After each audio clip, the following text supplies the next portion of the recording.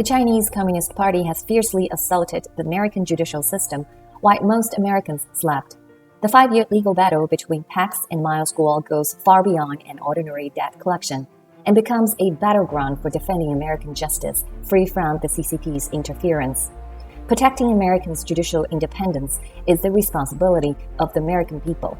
We are the new Chinese who are taking down the CCP, and we're here to help.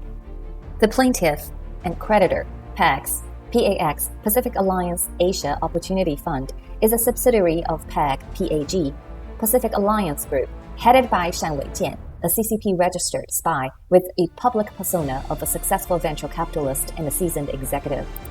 Representing PAX is the international law firm O'Malveny, one of the first U.S. law firms to set up in Communist China, and was just awarded a top practice in Communist China in June 2022. The defendant, debtor Miles Guo, the seventh son of a poor rural family with 8 boys. At age 13, he's already made fortunes with his various business adventures. At age 19, he was persecuted by the CCP for providing financial aid to the 1989 June 4th student movement, but survived the 22 months torture at the Qingfeng detention center. In 2015, he fled China and started the whistleblower movement in 2017.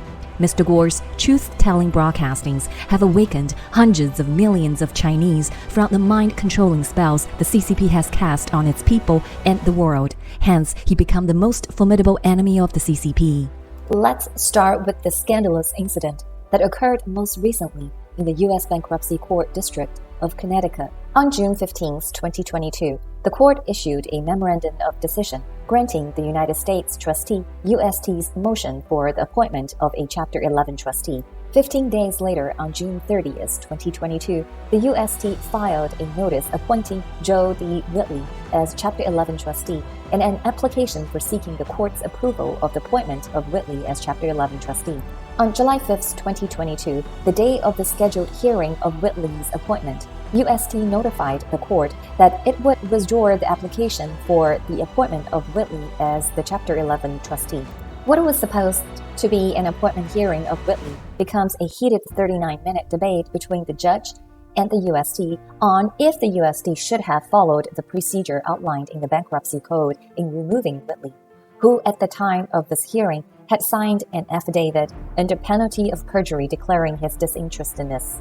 Despite the judge's inquiry, the UST attorney Holly Claiborne asserted that the UST has the governmental privilege and does not need to discuss or explain how the UST selects a trustee.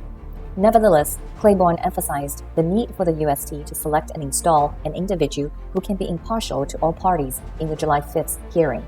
Only 2 days later, on July 7, 2022, the UST filed a notice appointing Luke A. Despens, a partner at Paul Hastings LLP, as Chapter 11 trustee, and an application seeking the court's approval of the appointment. Like O'Malveny, Paul Hastings has a significant and active presence in Communist China. Upon obtaining this news, Mr. Guo posted on Getter on the same day, stating that Paul Hastings is a long-term partner of PAG, the plaintiff PAG's parent company in China, and Luke A. Despens is not a disinterested person. This news rattled many followers of the whistleblower movement, who shortly after Miles' post located a shocking amount of evidence online about the close tie Paul Hastings has with PAG and the Chinese Communist Party. The next day, July 8, 2022, Luke A. Despens attended the hearing of his appointment and conveniently told the judge his earlier admission, Paul Hastings' representation of PAG. The followers of the whistleblower movement were furious at the time, and they turned their emotions into actions. They dug deeply into this matter and exposed more findings on social media. Probably under pressure, on July 12, 2022, Luke A. Despens filed his first supplemental declaration of disinterestedness, in which he declared that Paul Hastings represented certain entities that share a common parent with PAX. He did not disclose any details regarding those representations, other than to state that they were in unrelated matters. Why did the UST approach the two trustees, Whitley and Despens, differently?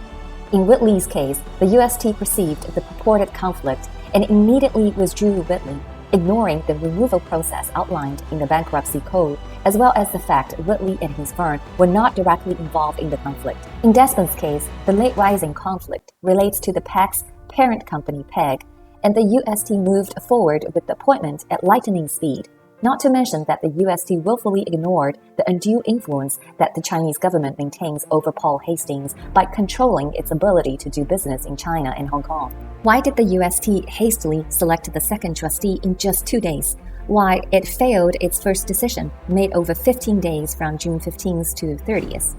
In the next episode, we will share critical information about this case and the CCP's presence and interference in the American judicial system so you can get closer to the bottom of these questions.